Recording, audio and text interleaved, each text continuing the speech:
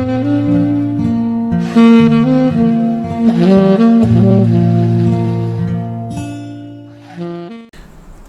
dan selamat berjumpa kembali dalam acara Renungan Harian Gereja Toraja bersama dengan Jemaat Telobatua.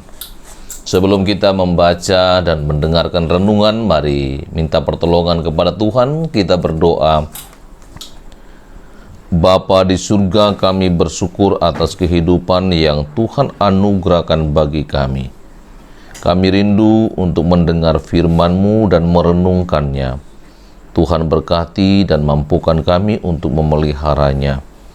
Berfirmanlah ya Tuhan, kami telah siap mendengar. Di dalam nama Tuhan Yesus Kristus kami berdoa. Amin. Bacaan kita dari kitab Yesaya 44 ayat yang ke-6 sampai 8. Firman Tuhan berbunyi, beginilah firman Tuhan, Raja dan Penebus Israel, Tuhan semesta alam. Akulah yang terdahulu dan akulah yang terkemudian.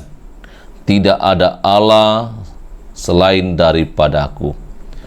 Siapakah seperti aku? Biarlah ia menyerukannya. Biarlah ia memberitahukannya dan membentangkannya kepadaku. Siapakah yang mengabarkan dari dahulu kala hal-hal yang akan datang? Apa yang akan tiba, biarlah mereka memberitahukannya kepada kami. Janganlah gentar dan janganlah takut, sebab memang dari dahulu telah kukabarkan dan kuberitahukan hal itu kepadamu. Kamulah saksi-saksiku. Adakah Allah selain daripadaku? Tidak ada gunung batu yang lain. Tidak ada ku kenal. Demikian bacaan firman Tuhan. Berbahagia kita yang mendengarnya dan memelihara dalam kehidupan setiap hari. Saudara-saudara, tema kita hari ini atau judul kita, Gelar Allah. Nah, gelar Allah itu ada begitu banyak. Nama Allah kita kenal ada namanya Yahweh. Karena begitu sakralnya, tidak menyebut nama itu dengan sembarangan. Kita mengenal sebutan untuk Allah itu Elohim dan juga Adonai. Gelar untuk Allah, baik itu sebagai gembala yang baik, itu sering digambarkan oleh para gembala. Tapi dalam kondisi peperangan, di mana Israel sering mendapat serangan musuh dan aman berlindung di balik gunung batu, gelar untuk Allah di sini, Allah sebagai gunung batu. Untuk mendapat gelar itu tidaklah mudah, seperti ketika kita akan memperoleh gelar akademik. Baik itu S1 yang diperjuangkan bertahun-tahun, S2, S3, bahkan untuk mencapai gelar profesor, tidaklah mudah, butuh proses yang panjang, perjuangan yang tidak ringan. Dan gelar itu diberikan kepada mereka yang pantas memperolehnya.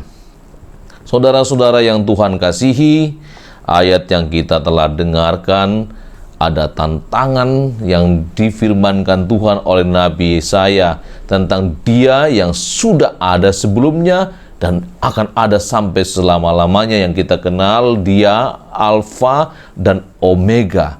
Dia yang menubuatkan apa yang terjadi. Siapakah yang bisa bernubuat seperti itu? Adakah Allah lain yang seperti itu? Tidak ada. Karena Dia berfirman kepada umatnya supaya jangan gentar dan janganlah takut. Sebab memang dari dahulu telah kukabarkan dan kuberitahukan hal itu kepadamu. Kamulah saksi. Nah, sekali lagi, gelar di sini untuk Allah yang diberikan oleh umat Israel. Allah itu gunung batu. tidak ada yang lain. Untuk konteks di mana mereka sering berada dalam peperangan melawan musuh, baik diserang maupun menyerang. Dan mereka yang selalu bersembunyi di balik gunung batu itu dipandang sebagai kubu, dan kubu yang paling diandalkan Israel yaitu Allah. Karena itu, untuk mewujudkan kehadiran Allah dalam perlindungan mereka, mereka menyebut Allah itu gunung batu, kota perlindungan mereka. Nah, kita juga menyebut Allah itu dengan berbagai cara. Apalagi menyebut Yesus yang memperkenalkan diri juga sebagai gembala yang baik, sebagai pintu, sebagai roti hidup, sebagai pokok anggur. Bahkan kepada murid-muridnya ia menyebut dirinya sahabat. Nah, sepanjang tahun ini kita telah dituntun tema Natal, yaitu hendaklah kamu itu menjadi sahabat bagi semua orang. Nah, saudara-saudara yang dikasihi Tuhan, Tuhan memberi kepada kita gelar istimewa melalui Yesus Kristus. Kamu sahabat-sahabat, bukan lagi hamba. Karena itu sebagai sahabat, peliharalah kebersamaan itu sebagai sahabat yang sejati. Bukan sahabat yang menginginkan keuntungan dari sebuah persahabatan, hanya mau mendekati kalau ada maunya. Ketika sahabat susah, justru malah meninggalkan. Nah, hari ini kita mengenang juga perjuangan kemanusiaan di Luwu Utara, baik itu Masamba dan sekitarnya, dan ada beberapa jemaat, termasuk di jemaat Ra'ada. Saya mendengar bahwa seluruh warga jemaat pemukimannya itu tidak ada yang tidak terendam lumpur.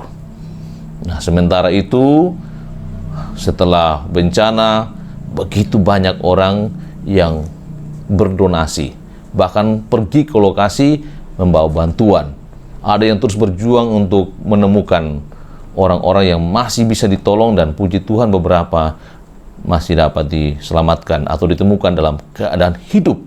Ini perjuangan sebagai anak-anak Tuhan yang mewujudkan rasa kemanusiaan, bahwa mereka pun itu adalah sahabat-sahabat. Dan yang paling berkesan, ternyata gereja-gereja warga jemaat itu mereka mengungsi di sebuah masjid. Ini sangat berkesan di saat terjadi perselisihan oleh karena beberapa orang di daerah Luwu. Justru faktor kemanusiaan telah memperkuat gelar kita sebagai makhluk sosial, makhluk yang diciptakan mulia, yang sudah diingatkan oleh Tuhan bahwa kita ini hendaklah menjadi sahabat bagi semua orang.